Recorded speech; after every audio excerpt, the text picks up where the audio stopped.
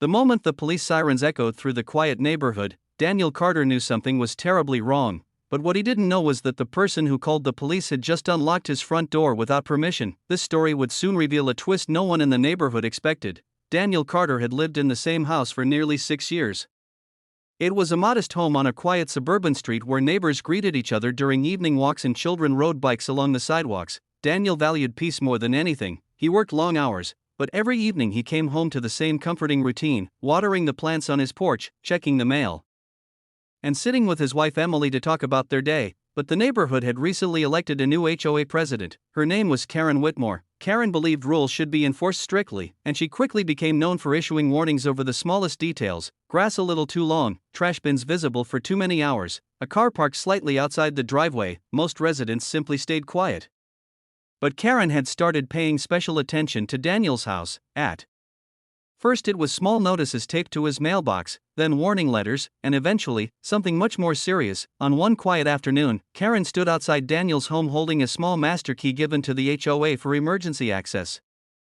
And what she decided to do next would shock the entire neighborhood, because Karen wasn't just filing a complaint anymore. She was about to unlock Daniel's front door and call the police. Karen stood on Daniel's porch with her arms crossed, staring at the front door like it was some kind of challenge. The neighborhood was quiet that afternoon. Daniel's car wasn't in the driveway. To Karen, that meant one thing: the house was empty. For weeks she had been convinced Daniel was violating HOA rules.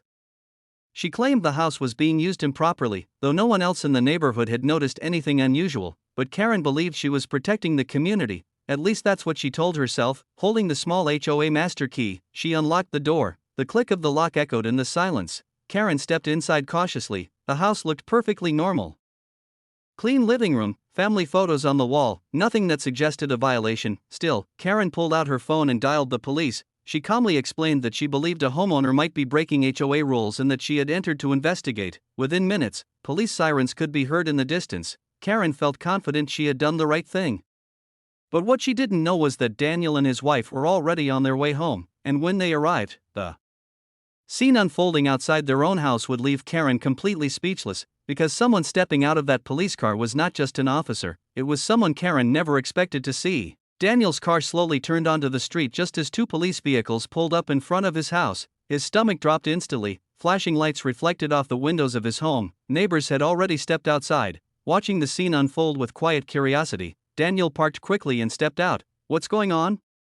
he asked, looking from the officers to the open front door. Karen stepped forward confidently. "I reported a possible violation," she said calmly. "I had reason to believe something suspicious was happening inside." Daniel stared at her in disbelief. "You unlocked my door?"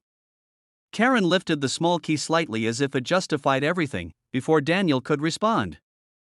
The passenger door of one of the police cars opened. An officer stepped out. The moment Karen saw her, the confident expression on her face faded, because the officer adjusting her uniform and walking toward the house wasn't a stranger. It was Daniel's wife, Emily Carter. She had just finished her shift at the station when the call came in, and now she stood there in full police uniform, calmly looking at Karen.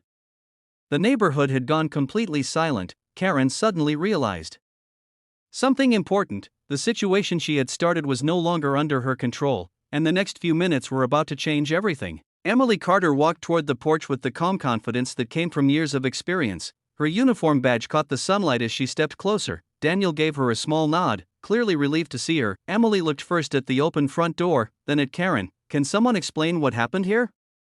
she asked calmly. Karen straightened her posture, trying to regain confidence. "I'm the HOA president," she said. "I used the association's emergency access key to investigate a possible violation." Emily raised an eyebrow. "Did you receive a request for emergency assistance?" Karen hesitated. "Well, not exactly." "Was anyone inside the house in danger?" Karen shook her head slowly.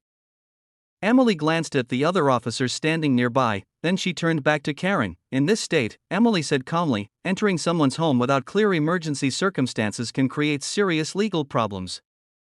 Karen's confident posture started to fade. The neighbors watching from their lawns could feel the tension growing, because the situation Karen believed she controlled had suddenly become something very different, and the next step would determine whether this story ended quietly or in a courtroom. Over the next few days, the neighborhood buzzed with quiet conversations. Everyone had heard what happened: the HOA president unlocking someone's door, calling the police, and then discovering the homeowner's wife was the officer responding to the call. Daniel didn't want conflict, but the situation couldn't simply be ignored. Emily explained that even HOA authority had clear limits. Private homes were still private property. Soon, Daniel spoke with a legal advisor about what had happened. The details were carefully reviewed: the HOA's emergency key policy, Karen's decision to enter the home, and the police report from that afternoon. Each piece of information told the same story.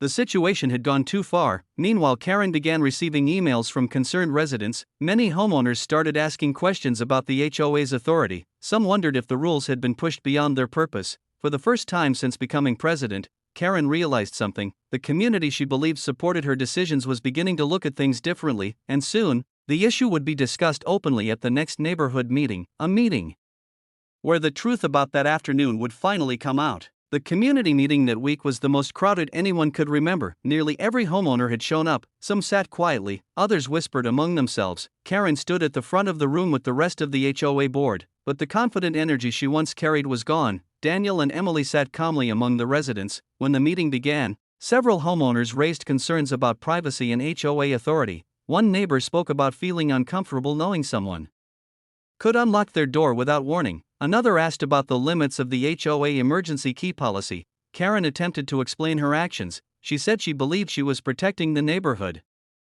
But the room felt different now. People weren't just listening, they were questioning. Finally, Emily stood up. She didn't speak as Daniel's wife, she spoke as someone who understood the law. Calmly, she explained how emergency access policies were meant for situations involving real danger, not assumptions. The room became very quiet. For the first time, Karen realized something important. The authority she had used so confidently was now being examined by the very community she represented, and the final decision about her leadership would soon be made. A month later, the neighborhood held a vote. It wasn't about punishment, it was about trust. Homeowners wanted leadership that respected both rules and personal boundaries. When the results were announced, the outcome surprised no one. Karen stepped down as HOA president. A new board was elected with a clear promise to review and improve community policies. Daniel and Emily returned to their normal routines. Evenings on the porch, quiet conversations after work. The neighborhood slowly returned to the peaceful place it had once been. But something had changed. Residents now understood how important it was to question authority when boundaries were crossed, and Karen learned a lesson she would never forget.